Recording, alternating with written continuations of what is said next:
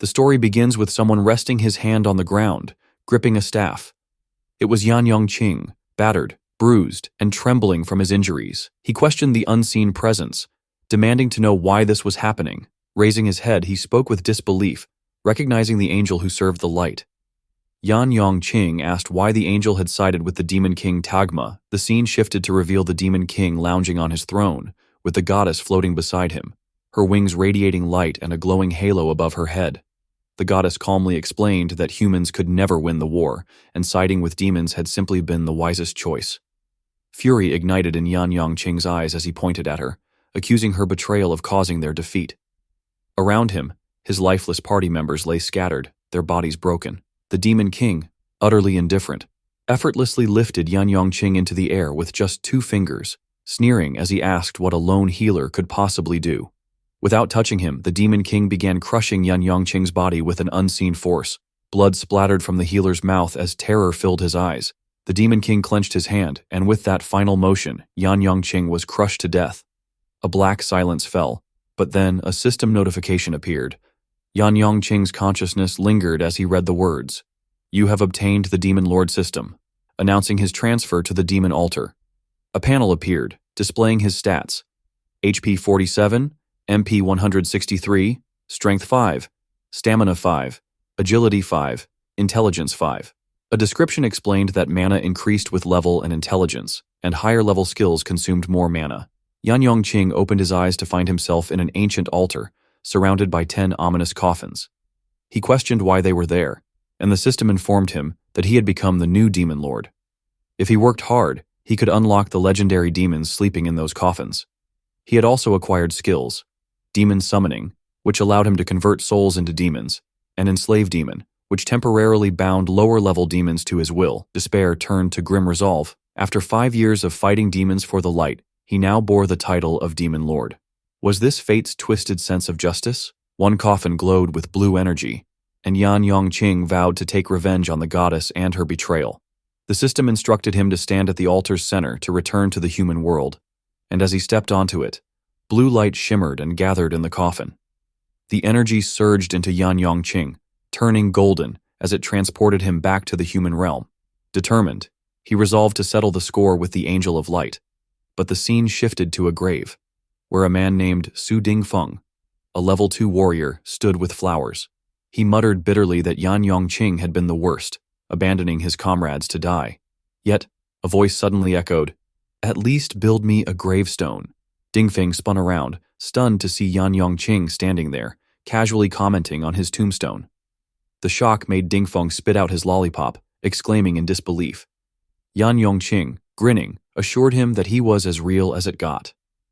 Dingfeng burst into tears, saying they had mourned him for 5 years. This revelation stunned Yan Yongqing, who couldn't believe half a decade had passed. Moments later, however, he scolded Dingfeng for still being level 2 after 5 years. Furious, Dingfeng snapped, demanding if that was really the most important point. They hopped onto a scooter and drove past a colossal angel statue. Yan Yongqing, eyes narrowing, dismissed the human's belief that the angels had defeated the demons. He revealed the truth of the goddess's betrayal, shaking Dingfeng to his core.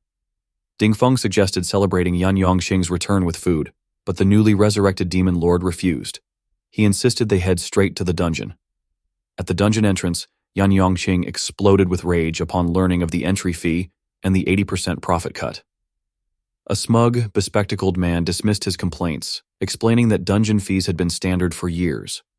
Dingfeng dragged Yan Yongqing away, warning him not to pick a fight, as the dungeon staff outnumbered them. He explained how humans had forced monsters into dungeons, but as the seals weakened, adventurers constantly fought to keep them contained.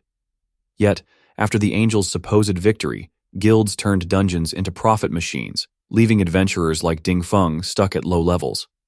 Grateful for Dingfeng covering his ticket, Yan Yongqing promised to repay him soon. Inside the dungeon, Yan Yongqing revealed his level had reset to 1 and asked Dingfeng to help him level up. The two ventured in, only to be attacked by a giant scorpion. Dingfeng confidently charged the monster, swiftly blocking its attack with his shield and slicing through its body. Yan Yongqing observed that while Dingfeng was a tank, his level advantage made these monsters trivial. He shouted for Dingfeng to pull more enemies and start AoE farming. With Dingfeng's help, Yan Yangqing quickly reached level 2. The level up granted him a second demon conversion slot and a new skill, Soul Tremor, which paralyzed enemies with fear. Excited, Yan Yangqing tightened his fist and prepared to show Dingfeng something new. Channeling orange energy, he used his demon conversion skill. The energy swirled around the scorpion's corpse, and from it, a crimson scorpion warrior emerged, now a loyal demon under Yan Yangqing's command. Dingfeng watched in awe as the majestic level 1 demon warrior rose, marking the first step in Yan Yangqing's new path as the demon lord.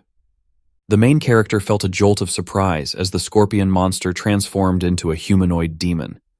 Dingfeng observed the shift, noting it seemed to share the demon's trait of shapeshifting, calling the skill incredibly cool.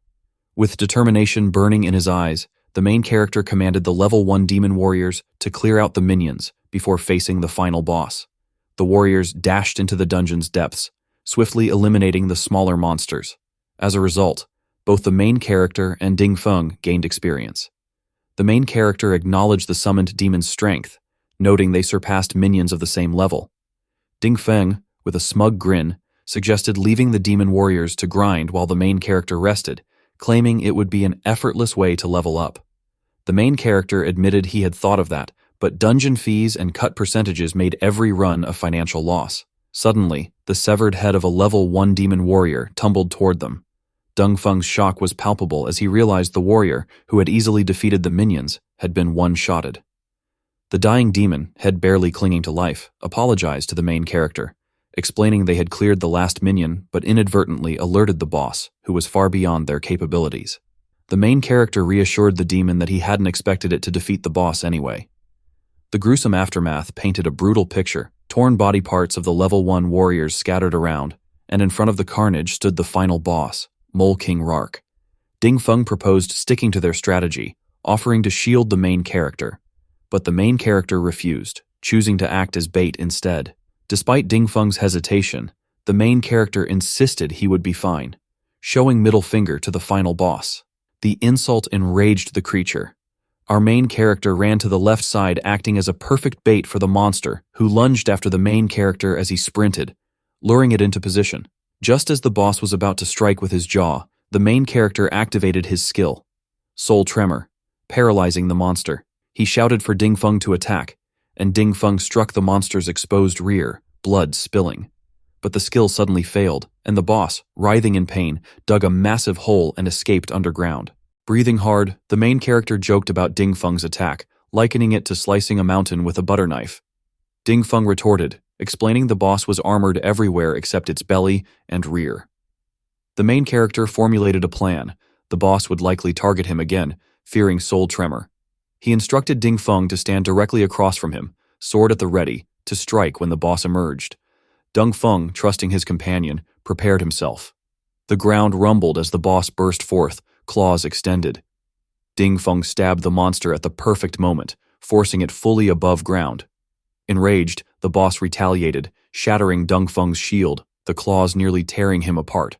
But Dingfeng dodged in time, and the main character immobilized the boss again, signaling Dingfeng to finish the job. With one final brutal slash, Dingfeng tore through the boss's belly, killing it. A system notification announced their victory and the rewards. Rark's explosive carapace shield, which stored block damage to release in a counterattack, and a short dagger that occasionally triggered an extra slash. Dingfeng, amazed by the rare drops, questioned whether the main character had chosen this dungeon intentionally. The main character explained that dungeon types shared patterns, and he had suspected a weaker version of a high-level boss might appear. After claiming their loot, the duo exited the dungeon. Dingfeng, curious, reminded the main character that he used to be a priest, questioning if he was comfortable wielding a dagger. The main character admitted he had learned tricks from assassins in his old team and had always wanted to be a melee fighter, but chose healing for the team's sake. He mentioned that selling the dungeon materials might finally allow him to repay Dingfeng. However, Dingfeng started to warn him about recent price manipulations when the scene abruptly shifted. The main character slammed his hand on a desk, furious at the dungeon administrator, Zhu Te. He accused this fatso of monopolizing material prices, forcing adventurers to sell cheap, losing money after fees and cuts. Zhu Te, a rotund figure, mockingly told them to be grateful they weren't simply robbed, even threatening to charge for experience points. The administrator, flipping them off, taunted the pair. Surrounded by black-suited enforcers, Dongfeng urged the main character to back down, warning they couldn't afford to offend the guild.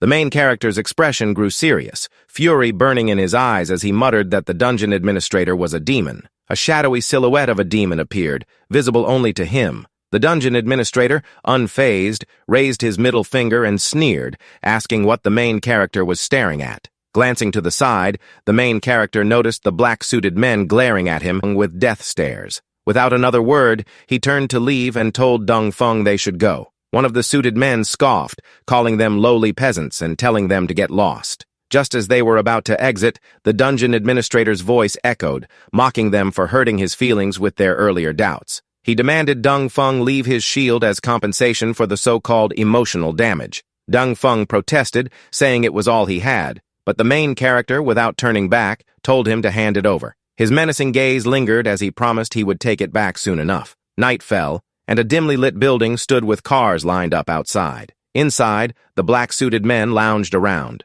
Some ate, while others rested on sofas. One turned on the TV, where a news report warned of a recent surge in missing adventurers inside the dungeon. Investigations were ongoing, and adventurers were advised to stay cautious. At a dining table, one man questioned why Mr. Zhu, the dungeon administrator, visited the secluded building every week. The boss dismissed the question, telling him to ask Zhu himself. The scene shifted to a door emanating an ominous aura, and behind it, a gruesome sight unfolded. Zhu Tai gnawed on a severed hand, his eyes gleaming with malice. Back in the room, the men heard a noise outside. One decided to check, assuming it was just a stray animal. But shock overwhelmed him when he discovered a stone had been thrown at their car. As he cursed in disbelief, the main character surged from the shadows, wind swirling around him, hair rippling like a storm. The suited man stumbled back inside, disoriented, as the others demanded to know what happened. But he collapsed, debuffed by the soul tremor skill. The main character burst into the room, moving like lightning, and kicked one of the black-suited gang members with brutal force. Drawing his dagger, he disrupted the entire room. One of the men tried to charge his magic, but the main character dashed forward, slashing him apart in an instant. Bodies dropped one by one until only a single man remained. Trembling, he screamed for someone to kill the intruder quickly, but the main character unleashed soul tremor again, ensuring no one was left standing. Approaching the door that radiated the sinister aura, the main character felt its overwhelming presence. He opened it, his breath hitching at the grotesque sight of a corpse on the table, surrounded by mountains of skulls.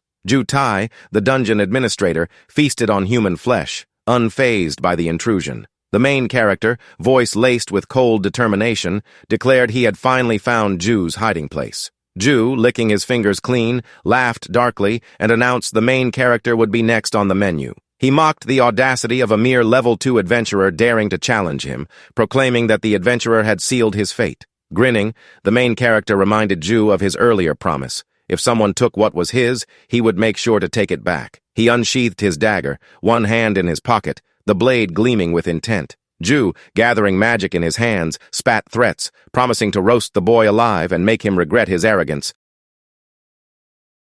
The fatso launched a barrage of magic at the main character, but the main character lunged forward, gracefully dodging the attacks. He spun through the air, narrowly evading every spell. The fatso's eyes widened in shock, unable to comprehend how someone could avoid his magic so effortlessly. Without hesitation, the main character began slashing at the fatso, relentless and precise. The fatso recalled registering as a level 1 healer in the dungeon, leaving him baffled by the main character's agility. Despite the flurry of attacks, the fatso barely managed to evade, with one dagger swipe grazing dangerously close. The fatso gasped, realizing how close he had come to death. But in an instant, his body bore numerous slash wounds. The main character, unfazed, admired the fatso's abilities, fire-based magic and flight, and deemed him worthy of becoming a servant. Frustrated, the fatso roared, demanding the main character stop acting tough. A monstrous red hand burst from the fatso's mouth, triggering an explosion of debris. As the dust settled, the fatso's true form emerged. A level 2 elite demon named Burner Pondi.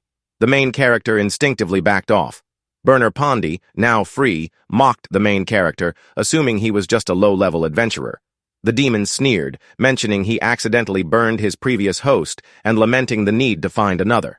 Seizing the distraction, the main character activated his skill, Enslave Demon. He realized he had to act fast and began casting the spell. The elite demon, noticing the spell, vanished at lightning speed, zipping around the room with blinding agility. He taunted the main character, boasting that no long-casting spell could hit him. The demon's speed was overwhelming, and he managed to strike, but the main character lunged backward, narrowly avoiding the blow. The demon's flames scorched the floor, burning through it instantly. The main character noted the disadvantage of fighting in such a cramped space and decided to change the battlefield. He escaped to the rooftop, leaping toward the forest. The demon chased him, flames blazing, claiming that hellfire would reduce anything to ashes. The pursuit through the forest was fierce, with the demon hunting at an incredible pace. The main character hid in the shadows, waiting for an opportunity to strike. The demon searched, taunting the main character for hiding like a rat. But the main character lurked above, dagger ready. Just as the demon sensed danger and turned, the main character struck, barely missing his target but managing to cut the demon's leg. Enraged, the demon retaliated with hellfire, but the main character dodged and grabbed the demon's tail to evade. The chase intensified, flames engulfing the forest as the demon fired relentlessly. The main character reached a dead end, a mountain.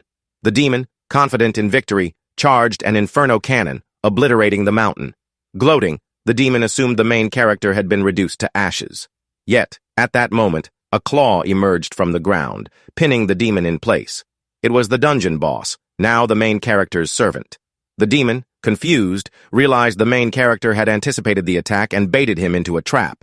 Furious, the demon attempted to break free, charging a spell. But chains wrapped around his neck. The main character, wielding enslaved demon, walked toward him, commanding the demon to cease all movements. The demon succumbed to the spell, hypnotized. The main character ordered his servant, Rark, the Scorpion King, to release the demon. Now, under the main character's control, Burner Pondy obediently handed over all valuable items, revealing the fortune amassed from monopolizing low-level dungeons. Just then, the enslaved demon chains shattered. Burner Pondy broke free and lunged at the main character, aiming to kill. But the main character, prepared, struck with his dagger, severing the demon's head in one fatal blow. A system notification appeared, announcing the elite demon's elimination and the main character's level up to level 3. The new skill, Lord Privilege, allowed him to share experience points with his demon servants and better utilize their skills. The main character, now stronger, forced the fallen demon to swear loyalty. The elite demon revived as a servant, filling the second of 3 slots in the main character's roster. With a cold stare, the main character ordered his new servant to lead him to more dungeons, determined to shatter the rogue guild's monopoly. The scene shifts to a building, focusing on a particular flat. A delivery boy knocks on the apartment door, announcing the delivery. The apartment belongs to Ding Feng. Confused, Ding Feng mutters that he hasn't ordered anything recently, but accepts the package anyway. He places it on his desk, opens it, and gasps. The package is heavy, filled with gold bars and a shield. A piece of paper inside carries a message from the main character. The shield has been retrieved for you. Don't use all the gold for charity. Keep some for yourself. If you ever feel like dungeon crawling, call me. Ding Feng's eyes widen in shock and excitement. He clutches the shield, disbelief washing over him. He marvels at the sheer size of the gold bars, his voice echoing through the apartment as he shouts, "Awesome! I am rich." Outside, the delivery boy smirks, a level 3 demon servant of the main character. The demon reports the successful delivery, and the main character, communicating remotely while riding the Scorpion King, Rark, asks if it was the right address. Meanwhile, the demon walks down the stairs, explaining that shutting down one of the temples weakens the Light Angel's power. The main character, facing the temple, acknowledges the strategy and instructs Rark to enter stealth mode. The scene shifts to a destroyed building, the aftermath of a brutal battle. People gather, sifting through debris. Jutong, the Scorpion Guild's treasury head, demands to know his brother's whereabouts. A black-suited man reports that everything was burned to ash, the result of an unfamiliar time attribute fire magic. Jutong, seething with rage, orders the interrogation of every adventurer registered that night. His voice hardens as he emphasizes finding the missing 10 million gold, fearing the angel's wrath. Back at the temple, the main character faces a swarm of corrupted knights. He offers them a final chance to surrender, respecting their past allegiance to the Light faction. But when they refuse, he swiftly cuts down the nearest knight. More knights attack, and the main character activates his soul tremor skill, immobilizing and eliminating them with ruthless efficiency. As more knights close in, their shields disrupt his spell. Undeterred, the main character uses one knight's head as a springboard, launching himself into the air to strike them down. The corrupted knights, bewildered by his strength, refuse to retreat, fearing the Overseer's wrath. The level 3 elite corrupted light knight Overseer appears, indiscriminately attacking, even killing his own soldiers in a colossal blast. Smoke billows from the devastation, but the main character emerges unharmed, shielded by Rark. The Scorpion King growls, and the main character translates amused. Rark says, "Trash. You disgust me." The Overseer, seething with contempt, lunges at the main character, vowing to make him regret stepping into the temple. Elsewhere, a purple-haired man interrogates a terrified adventurer, showing him a picture of Ding Feng. The adventurer, trembling, reveals Ding Feng's address, begging to leave. The purple-haired man, feigning mercy, lets the adventurer run, then coldly slays him with a skill called Magic Blade Hidden Heart. The scene shifts back to Ding Feng's apartment. A knock on the door interrupts his celebration. Expecting another delivery, he opens the door, only to find the purple-haired man standing there, his gaze cold and sharp. "Are you Su Ding Feng?" he asks, his voice dripping with menace. The scene shifted to the main character, who spotted a knight sitting on his throne. The knight's gaze locked onto him, a sneer curling on his lips as he asked how a bug had managed to infiltrate the chamber. He questioned the Overseer's whereabouts, wondering aloud if he had fallen asleep. The main character cracked his knuckles and smirked, mentioning the Overseer as he retrieved something from his inventory. With a cold, deliberate motion, he hurled the Overseer's severed head toward the throne. The head rolled to a stop, lifeless eyes staring into nothingness. The main character remarked that the Overseer was indeed asleep, permanently. The knight's expression darkened as he processed the sight. He muttered in disbelief, acknowledging that the main character had taken down a level 3 elite without a scratch. He admitted the intruder was tougher than the average bug, then drew a gleaming sword from his inventory, warning that the main character had no idea who he was up against. The knight introduced himself as Arbiter Argus, the corrupted Radiant Knight's commander, his body crackling with golden light. His level remained a mystery. Without hesitation, the main character activated his Soul Dremor skill, but the knight effortlessly resisted it, leaving the main character stunned. Argus lunged forward, launching a barrage of powerful strikes. The main character barely dodged, flipping into the air. He countered with a magic spell, but the knight summoned a light shield, deflecting the attack. The impact created an explosion, filling the arena with smoke. In the mist, Argus pondered how a low-level fire skill had managed to crack his shield, the strongest defense of its kind. But before he could react, the main character emerged from the shadows, driving a dagger into the knight's neck. Blood sprayed, and Argus staggered. He turned to face the main character, accusing him of an unethical sneak attack. The main character grinned and declared that everything was fair in love and war. He mocked Argus for serving the light goddess who had betrayed humanity, questioning the knight's sense of morality. Argus fell to his knees, hands trembling as blood pooled around him. Despite the grievous wound, golden light shimmered around Argus's neck, healing him at an unnatural speed. The main character's eyes widened, realizing this recovery surpassed even the best priest's abilities. Argus, now fully healed, retaliated with a brutal shoulder charge, sending the main character flying. Argus's blade radiated golden energy as he activated his Radiant Flash skill, a massive area attack that engulfed the entire arena.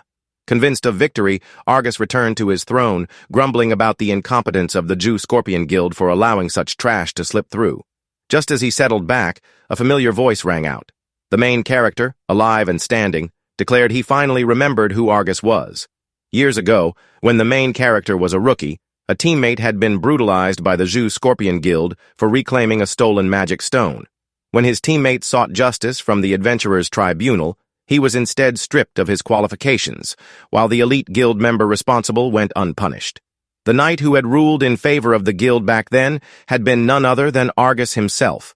Argus, rattled by the revelation, claimed the goddess's favor shielded him and his followers from the consequences of mortal actions.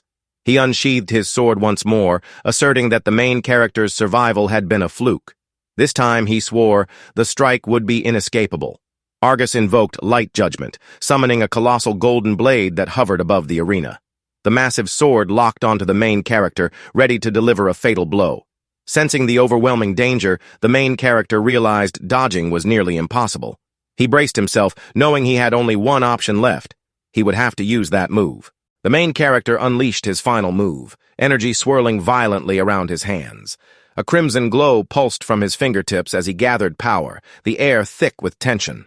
With a sharp motion, he activated his skill, Burning Timesheet. Instantly, a translucent shield materialized, enveloping him in a protective aura. The corrupted Radiant Knight narrowed his eyes.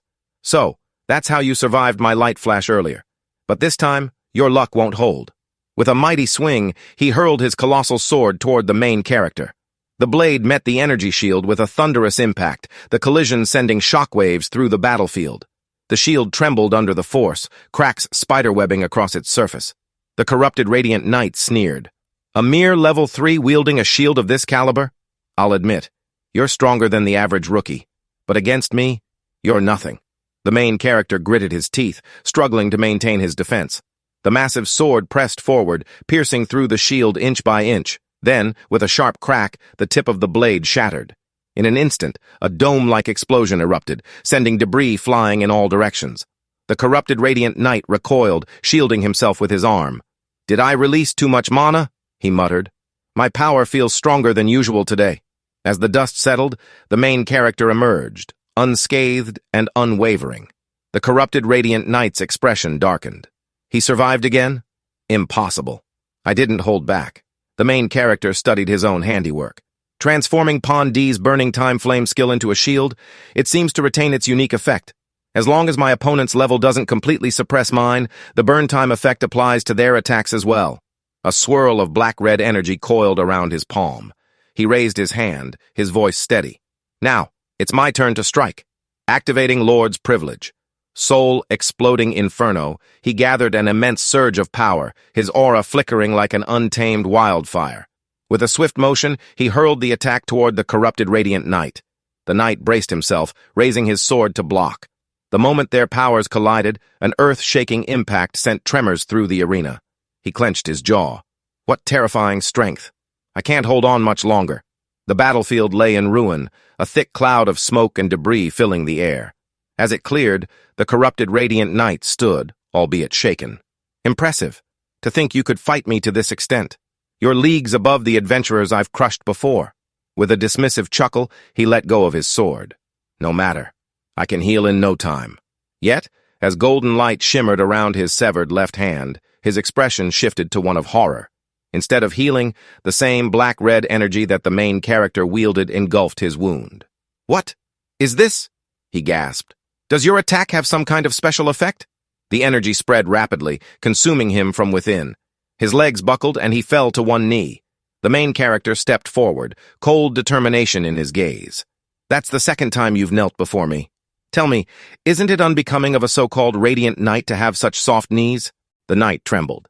"Spare me! I'll do anything you ask." The main character's expression remained impassive. "Oh? Did I forget to finish my story?" The corrupted Radiant Knight hesitated. "What? Story? My teammate, the one who lost his adventurer qualification, struggled to find work. The Jew family's influence made it impossible for him to survive. People mocked him, whispered behind his back. They called him a fool for going against them. And when we finally reached him, we were too late. He had taken his own life." Silence stretched between them, the weight of the words pressing down like an unrelenting force. The main character tightened his grip on the fallen knight's sword. "So, tell me, do you really think I would let you off?" The corrupted Radiant Knight, still trembling, pleaded. "I'll follow you. I'll tell you everything I know." The main character's gaze darkened. "All right." For a fleeting moment, hope flashed in the knight's eyes. Internally, he plotted. "Good. He's let his guard down. I still have some mana left. Now's my chance." His thoughts were cut short. A single swift stroke. A flash of steel. His head flew through the air. The main character exhaled slowly. "If you want to follow me, you'll have to do it after you're dead." A system notification flickered before him. New skills acquired. Twin summon. Instantly summon a servant to your side or reverse summon yourself to their location. 25 mana. Demon form. Temporarily enhances attack, defense, and speed while increasing resistance to fear and weak control effects. 100 mana plus 5 mana per second. He clicked on the notification, a thought crossing his mind. Speaking of my servant, wasn't Pondi grinding for experience in another dungeon? Why didn't I receive any extra XP? I should have reached level 5 before facing the boss. That fight would have been much easier. His voice carried through the void. "Pondi, are you slacking off? Where's the XP I assigned you to grind? The response came almost immediately. Ah, my liege, there's been a slight complication. The scene shifted. Ding Feng, battered and bleeding, lay against a shattered wall. Before him stood a purple-haired man, Neta Hu. His presence radiated menace. His eyes locked onto the level 3 demon Pondi. Who the hell are you? Neta Hu sneered. Why are you interfering? Pondi says, while a red energy gathering around his hand. I don't care if you slaughtered everyone in this city, but the man behind me, Ding Feng, belongs to my liege, and you are not allowed to touch him. Ding Feng, struggling to stay conscious, stared at Pondi in disbelief. Did he just say, liege? Did our main character send him? Looks like he's gained another lackey. With a cough, he warned, Hey, watch out! This guy is strong. The scene shifted again. 1 hour earlier. Ding Feng had barely stepped out of his apartment when a hand shot toward his face, sending him flying. He crashed through his own window, spiraling toward the streets below. Ding Feng was hurled out of his apartment window by the purple-haired man. As he crashed onto the ground, blood trickled from his mouth. One strike. Just one. And a tank adventurer like him had lost consciousness. When he came to, he found himself in an abandoned suburban parking lot. Before he could fully process his surroundings, a battle had already begun. Demon Pondi stood against the purple-haired man. In an instant, the purple-haired man disappeared from his spot and reappeared right next to him, delivering a devastating blow. As Pondi reeled from the impact, he couldn't help but compare his opponent's speed, even faster than his liege. With another brutal strike, the purple-haired man sent Pondi crashing into the wall. At that precise moment, he activated his skill, Wind Magic, Tower Game. A sharp white energy blade materialized at the impact point, waiting to impale its target. Mid-air, Pondi sensed the lethal energy forming on the wall. With swift reflexes, he halted himself just inches away from it, narrowly avoiding impalement. The purple-haired man, watching intently, realized what had happened. He dodged it? Could he actually see my invisible blade? He thought. Pondi couldn't see the blade, but he could feel the faint magical fluctuation. Judging by the sudden spell cast in that direction, he knew it wasn't meaningless. Staying cautious was key. He had been tricked before in one of his liege's battles. Before he could react further, the purple-haired man's fist was inches from his face. That was just a feint, he declared, but at the last second, Pondi evaded. The punch smashed through the wall, leaving a gaping hole. But the purple-haired man wasn't done. He followed up with a powerful kick, sending Pondi tumbling across the parking lot. Pondi barely had time to think. The enemy was attacking too fast. There was no time to cast a counterspell. His liege had instructed him not to use his demon form outside dungeons, but the situation was dire. The purple-haired man struck again, this time with his invisible blade. The cut was deep. Pondi collapsed into a pool of his own blood. Coughing, he thought. Damn it! I risked my life, but I couldn't even protect the liege's friend. The purple-haired man loomed over him. I don't know how you dodged my move, but my invisible blade isn't just stationary, you know. Just then, a system notification appeared before Pondi. Your liege has shared a skill with you, Twin Summon. Use it now to reverse summon the liege. The purple-haired man sneered, Die now! But before the fatal strike could land, Pondi activated Reverse Summon, Demon Lord. Black-red energy enveloped his body as he thought, Liege, I'm sorry for failing your expectations. In an instant, he vanished. The purple-haired man's eyes widened. Where did he go? His confusion deepened when he turned and saw the main character, carrying the wounded Pondi in his arms. A bead of sweat rolled down his face. You must be joking. Even my eyes, trained for speed, couldn't keep up. The main character glanced at Ding Feng. Geez, you're a tank.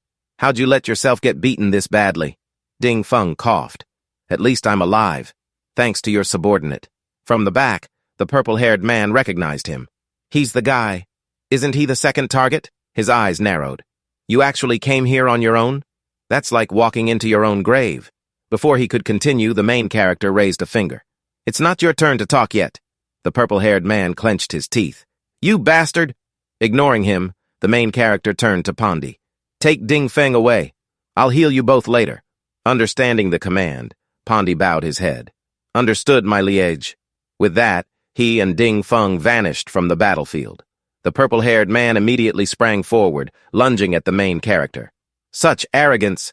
Without moving much, the main character calmly raised his right hand. Didn't I already say so? And with one swift motion, he delivered a devastating slap. The impact was so fierce that the purple-haired man spun through the air like a cartoon character, landing hard on his back, crushing part of the parking lot. Coughing blood, he stared in shock. Who is this guy? Even if he lied about his level at the entrance registration, I know all the big names in this area. But I've never seen him before. Looks like I have no choice but to get serious. Before he could act, the main character appeared before him, moving faster than his eyes could track. So fast, he thought, barely able to react. But then a sinister grin formed on his face. You've stepped right into my trap. At that moment, the invisible blade's energy shifted, ensnaring the main character where he stood. The purple-haired man unleashed his abilities, locking the main character in place. A smug grin spread across his face as he taunted, remarking that the main character was pinned like a specimen. His laughter rang out, but it quickly faded when he saw the unwavering gaze of his opponent. Sweat trickled down his forehead as he sneered, declaring that a no-name newbie could never outplay a seasoned veteran like himself. But before he could relish his supposed victory, the restraints he had placed shattered in an instant. Shock widened his eyes. The golden shield enveloping the main character neutralized every attack. A tremor of realization struck him as he questioned whether his opponent could be a holy knight. The main character met his gaze with a cold stare, expressing disappointment. He doubted whether this was the true strength of a level A assassin and remarked that even his grandmother could put up a better fight. The insult sent a jolt of fury through the purple-haired man. His hands clenched, magic surging around him, but the main character turned his back and walked away, stating that his opponent was too weak, not even worth killing. He instructed the assassin to deliver a message to his masters, warning them not to interfere with his people again, or he would wipe out the entire guild. Trembling with rage, the assassin roared, refusing to be looked down upon. Magic ignited around him as he activated his skill. Bright blade, full form, initial slash. The parking lot trembled, debris crashing down from the force of his attack. The main character barely glanced over his shoulder, questioning whether the assassin was courting death. The golden shield absorbed the falling wreckage without a scratch. Despite the fierce strike, his opponent stood unharmed. The main character smirked, acknowledging the slight improvement in damage output, but deeming it insufficient to break his defenses. In an instant, the assassin vanished, teleporting behind him with a red dagger gleaming ominously. He claimed that if even that attack failed, perhaps this move would succeed. He lunged, aiming for the kill. The main character remained unfazed, deeming the effort futile as the golden shield activated once more. The assassin gritted his teeth, revealing that the demon-slaying sword had nearly cost him everything. It was meant to be unstoppable against shield users like his opponent. The main character responded flatly, questioning whether that was truly the case. The dagger struck, piercing through the golden shield. But just as it made contact, a second red shield manifested, shattering the weapon instantly. The assassin's breath hitched as he found it impossible to comprehend. Before he could react, a brutal kick crashed into his face, sending him soaring through the air, out of the parking lot and into the sky. As he tumbled, disbelief consumed him. He struggled to understand how there could be another layer of shielding and why the second one had destroyed the demon-slaying sword. Above him, the main character closed in. The assassin pleaded for his life, warning that killing him would bring the wrath of the Jew-Scorpion Guild. The main character remained unreadable, pointing out that the guild had already sent the assassin after him. Horror flashed across the assassin's face before a burst of magic sent him hurtling toward a mountain. The impact shattered a chunk of rock, leaving his burnt and broken body sprawled in the rubble. From a distance, Ding Feng and a level 3 demon observed the battle.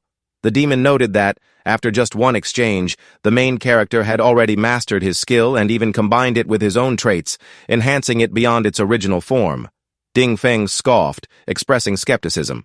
He believed it was merely level suppression, explaining that a higher-level fighter always had the advantage. Same attacks, same defenses, but the lower-level one took more damage. The demon smirked, expressing excitement at following someone with such potential. He believed that the rival of the demons was now within reach. The scene shifted. The main character stood beside the burnt body of the purple-haired man. A notification appeared. He had defeated the adventurer Nedahu and gained 250 experience points.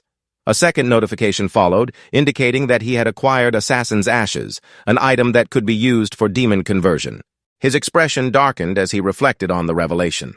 He realized that killing people granted experience points, and that adventurers provided slightly more XP than regular monsters, akin to elite enemies. A grim thought crossed his mind. He had previously focused solely on grinding for health, never engaging in combat or killing.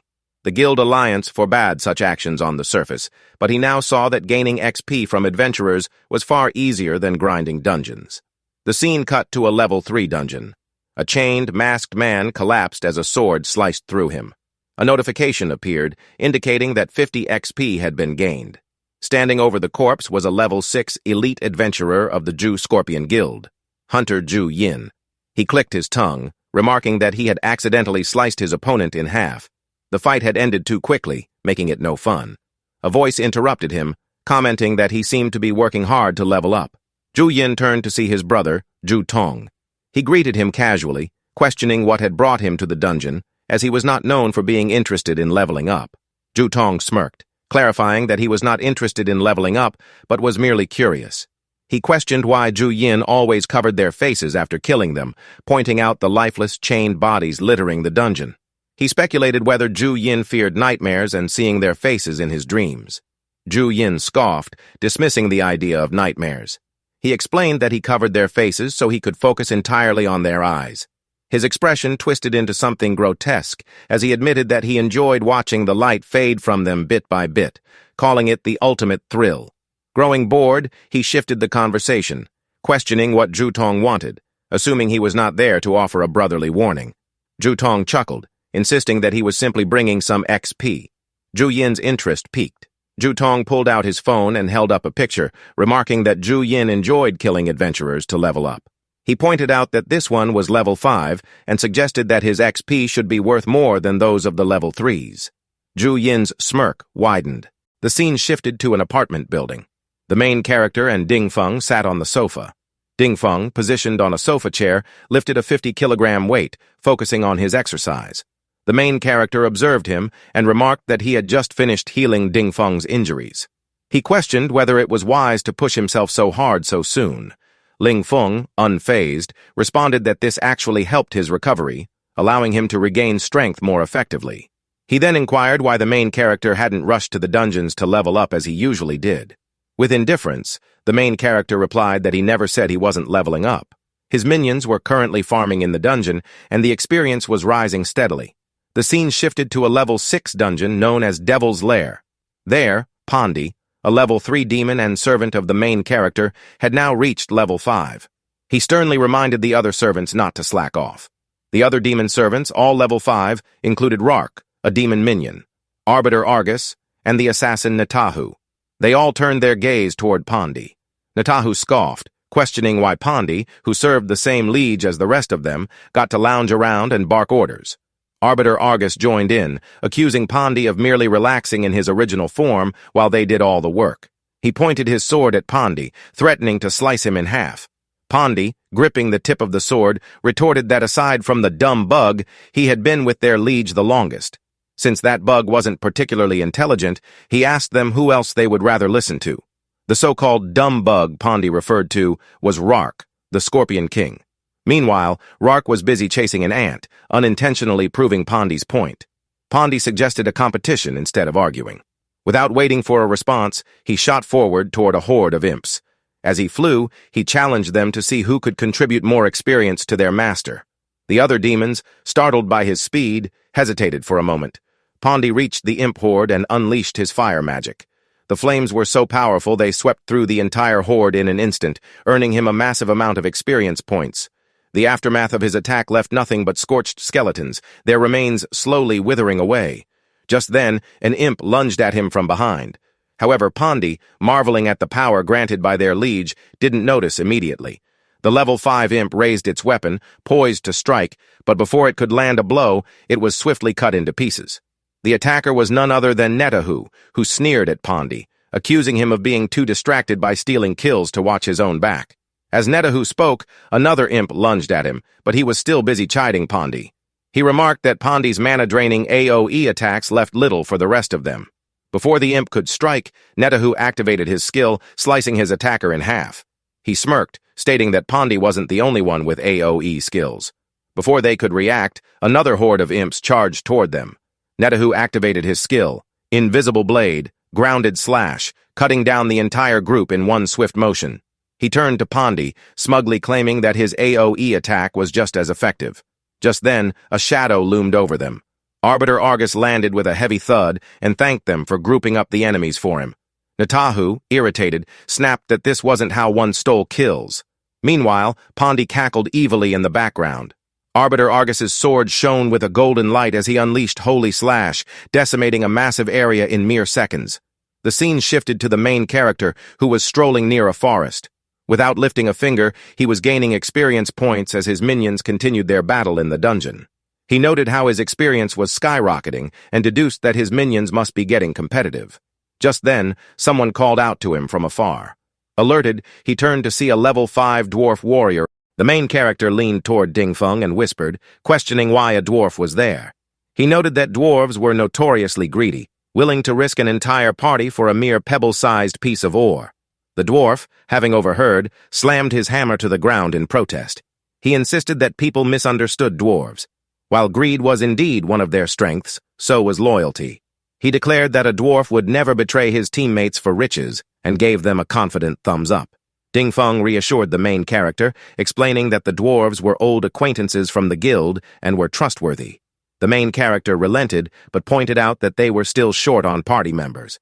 A 5-person dungeon wouldn't let them in without a full team. Dingfeng chuckled and gestured for him to look up. Behind a massive rock stood a towering figure, a level 5 giant archer named Eileen. She hesitantly stepped out, revealing her immense size. The group was momentarily stunned before she quickly hid behind the rock again. Dingfeng explained with amusement that despite her size, Eileen was actually quite shy. Still puzzled, the main character asked about the last party member. At that moment, a voice echoed, apologizing for being late due to traffic. The main character turned to see the final member, Zhu Ying, a level 4 adventurer hunter. Zhu Ying greeted them with a reassuring yet cunning smile. Internally, he noted that he had never been in the spotlight and had even disguised his true level. He assumed the others probably believed him to be weak. Dingfeng placed a hand on Zhu Ying's shoulder, explaining that he was a former guild member recommended by their ex-leader. He had a rough past and had begged to be taken in. Zhu Ying expressed gratitude. Dingfeng continued, warning the others not to be deceived by Zhu Ying's low level. He was a strong control-type support, invaluable in dungeons. The main character studied Zhu Ying, sensing that something was off. He indeed appeared to be level 4, but there was an unusual aura about him. The scene transitioned to the level 6 dungeon, Enchanted Forest, as the party made their entrance. The scene had shifted 2 hours earlier to an apartment where Dingfeng questioned the main character. He asked whether they were forming another 5-person team to explore a different dungeon. The main character responded with a questioning tone, wondering if it was difficult to gather an A-team now. Dingfeng assured him that it wasn't a problem, taking on the task himself. He noted how hardcore the main character was, pointing out that despite having many underlings grinding for him, he still intended to gather an elite team to enter a dungeon. He questioned why the main character wouldn't just wait for them to finish and then bring them along. The main character, glancing at his phone, explained that waiting too long might allow another guild to claim the dungeon. He also mentioned that the dungeon boss could potentially counter him, making quick action necessary. Hearing this, Dingfeng lunged from his seat, heading for the door. He told the main character to send him the dungeon coordinates and swiftly left to gather the team. The scene shifted back to the present, where the team was traveling through an eerie, dark forest shrouded in purple mist. Zhu Yin, trembling, voiced his unease, asking Dingfeng if the dungeon felt strange to him. Dingfeng, irritated, retorted that every dungeon was eerie at first, but became normal with experience. Elaine, the giant archer, handed Zhu Yin a lollipop, calling it magical. She mentioned that she ate them when she felt nervous. Zhu Yin, staring at the enormous candy in his hand, joked that it could kill someone if thrown. However, his light-hearted moment was interrupted as the main character suddenly realized something. He turned to Dingfeng and asked where Dove was. The scene shifted to the dwarf warrior, Dove, who stood astonished before shimmering blue crystals, their glow reflecting in his widened eyes. He marveled at the sheer quantity of magic ore and excitedly declared his impending fortune. Without hesitation, he began mining, and upon noticing even more deposits deeper in the cave, he ventured further, hoping to find rare minerals. Dove's eyes sparkled when he discovered a golden crystal emitting a radiant glow. Just as he lunged forward to mine it, the crystal vanished, and golden light engulfed him. Back with the party, Ding Feng expressed frustration at their prolonged walk and questioned whether Dove had truly come this way. The main character affirmed that this was the most likely place, since dwarves were naturally drawn to mines. Suddenly, the dungeon trembled, and a deafening noise echoed from afar. A shadowed figure sprinted toward them. Ding Feng pointed and identified it as Dove. As Dove ran, he shouted for everyone to flee. Behind him, stone golems pursued relentlessly. Ding Feng, smugly, mocked Dove for being scared of a few golems while retrieving his sword. But then, a darker presence loomed. A second silhouette emerged, a level 7 rare boss, Weeping Wrath. The party's eyes widened as the towering statue of a horned woman with glowing green eyes and a body drenched in oozing liquid pursued Dove. Zhu Yin, watching from the side, internally cursed their bad luck, lamenting how the dwarf had led an even bigger threat straight to them. Without hesitation, he turned and ran, deciding that surviving was better than gaining experience points. The dungeon entrance came into view, its exit bathed in a bright green light. The entire party sprinted toward it, chased by the monstrous statue.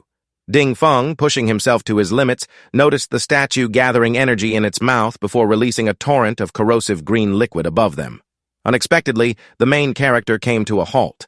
Ding Feng, baffled, demanded to know what he was doing. The main character, calmly assessing the situation, noted that the attack covered too large an area to evade. He activated his light shield and ordered everyone to gather around him. A protective barrier formed just as the acidic liquid collided with it. The shield held, though the ground outside it melted instantly. However, the shield began to waver. The main character realized that his 5th-level light shield couldn't fully block a level 7 boss's corrosive skill. His flame shield wouldn't work for the entire party either. If they remained, they would all be doomed. Gathering red-black energy in his palm, he activated a skill, Twin Summon Swift Summon. The eerie energy condensed before them, stunning everyone as it materialized into a level 5 demon, Rark.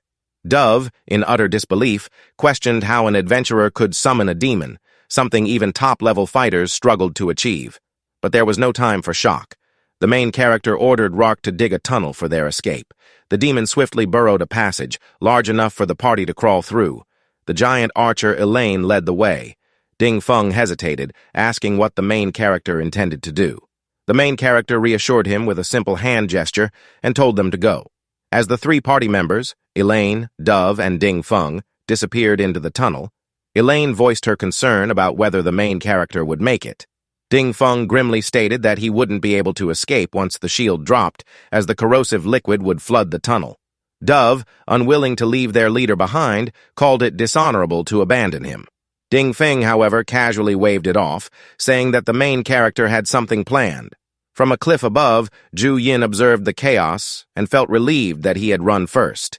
If he had stayed, he would have been among those about to be wiped out.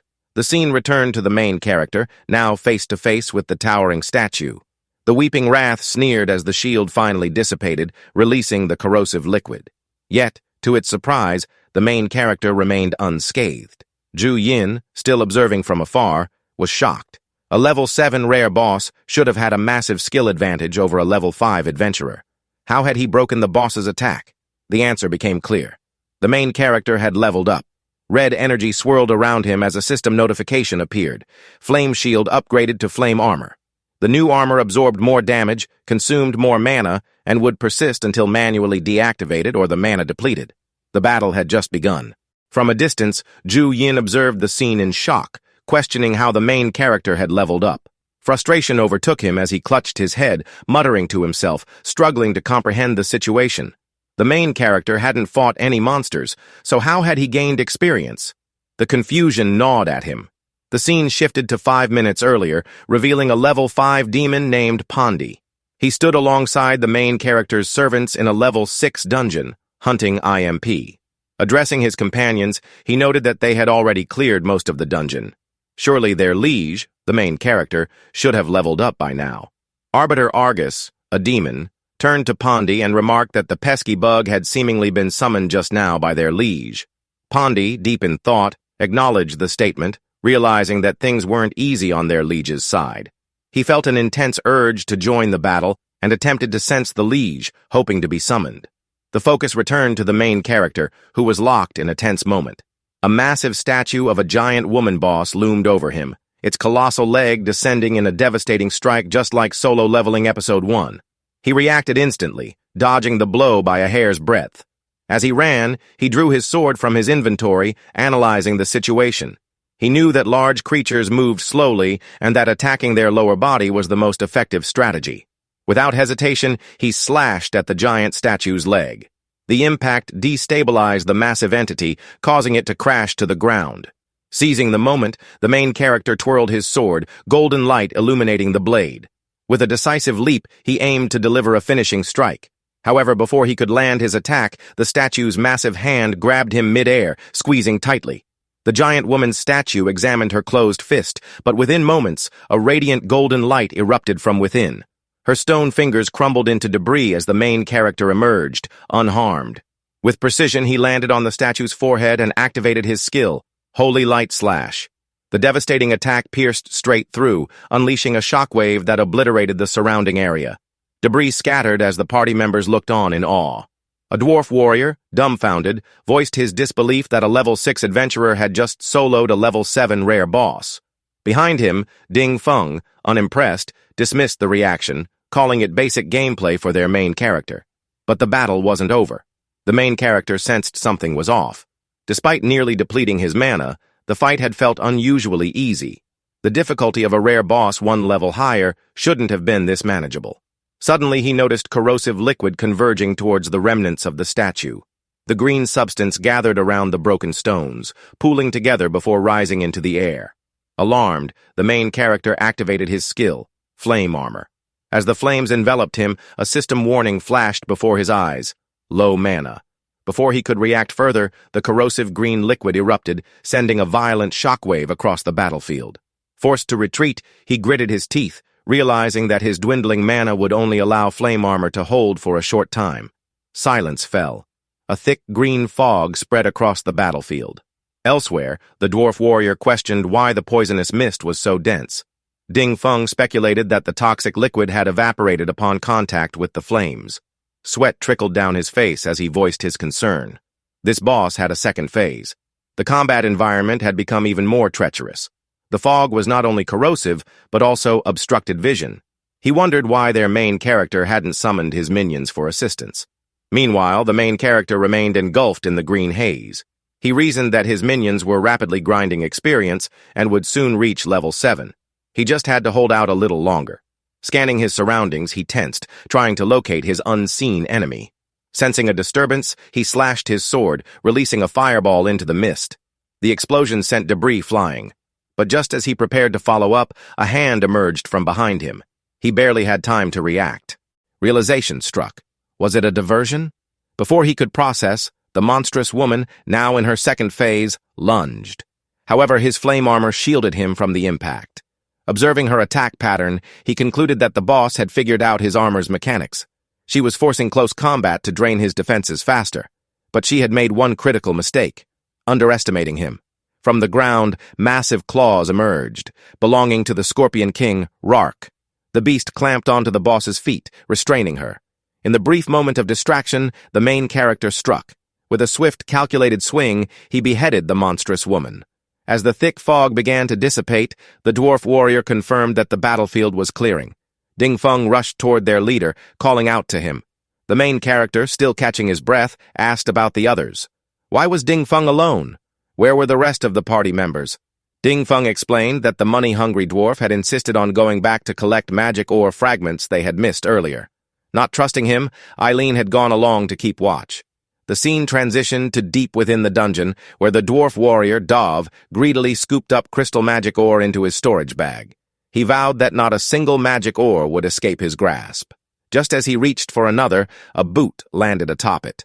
Looking up, he found Eileen glaring at him. Furious, Eileen demanded to know what exactly he was picking up. Dov twitched nervously, but his expression quickly shifted. His eyes widened in alarm as he turned toward the shadows. There, a silhouette of a black woman loomed, exuding a sinister aura. Around her, skeletal corpses littered the ground. Dov, the dwarf warrior, muttered to himself, questioning what he had been picking up all this time. Flipping his bag over, skeletal remains tumbled out, and realization struck him like a hammer blow. Defeated, he knelt on the ground, murmuring that he must have fallen under a charm spell the moment he had stepped into the dungeon. He turned to Elaine, his voice sharp with confusion. "But why didn't you fall for it?" Elaine, the towering giant, hesitated before responding. "I'm not sure either." Dov considered the possibility. "Could it be because the poisonous gas settles in the lower layers? Since you're a giant, you avoided the worst of it, but as the shortest, I got the most poisoned." The scene shifted. Ding Feng was speaking with the main character, deciding to call the others to leave the dungeon. But something felt wrong. His calls went unanswered. As he reached out to place a hand on the main character's shoulder, a sharp gleam sliced through the air. In an instant, Ding Feng's hand was severed, his palm sent flying. Blood spurted from the wound as pain twisted his expression. Shock paralyzed him. His gaze darted around, struggling to process what had just happened. The main character lay unconscious, far from where he had just stood. Bewilderment turned to dread. "What is going on here?" he thought. "He was just in front of me. Who cut my arm?" But there was no time for answers. A flash of steel, and Ding Feng's throat was slashed. He collapsed, lifeless. The dungeon boss loomed over the fallen main character, eyes glinting with intrigue. "Unusual," she murmured. "He's carrying a demonic aura. I must study his body and uncover the secrets hidden within." She lunged, aiming to strike, but a hammer whirled through the air toward her. Sensing the attack, she raised a hand and caught it effortlessly, her expression unreadable. Taking a step back, she studied the weapon as it returned to its owner, Dov, the dwarf warrior. His gaze swept over the battlefield. Ding Feng lay motionless, the main character, unconscious. His fists clenched tightly around his hammer. They must have been poisoned, fighting illusionary enemies until their bodies gave out, he thought. Regret burned within him. He had arrived too late. The dungeon boss narrowed her eyes. "Why is this dwarf here? Shouldn't he still be hallucinating and gathering magic ores? And where's the tall female giant?" Her thoughts were interrupted by an arrow slicing through the air. She barely dodged, the projectile embedding into the wall behind her, shattering stone on impact. That must be the female giant hunter, she realized. Big, but knows how to hide. Before she could react further, Dov charged from behind, hammer raised. She turned just in time, catching the weapon with her bare hand. "2 levels below me," she sneered. "Did you really think such an attack could harm me?" A smirk played on her lips. "Since you've come so close, I'll make things easier." A blast of energy erupted from her palm, sending Dov hurtling backward. But another arrow came soaring toward her. She scoffed. "Trying to ambush me? Do you think I can't dodge again?" Yet, as she prepared to evade, a crushing grip clamped onto her leg. Dove, bruised but unyielding, held fast. A flicker of disbelief crossed her face. "Why is this dwarf still alive? Did I not deal enough damage?" Through gritted teeth, Dov rasped, "Don't even think about escaping." The arrow was inches from her head. She realized this time she couldn't dodge. The projectile struck, smoke billowing from the impact. Damn, her Gaiat is big. But as the haze cleared, the boss remained standing, unscathed. In her grip was the arrow, its tip melted. She had used her skill, rapid corrosion, instantly dissolving the deadly point before it could reach her. Hidden in the bushes, Elaine watched, disbelief washing over her. "No way! No damage at all!" Dove, still gripping the boss's leg, shouted in frustration. His voice trembled with astonishment.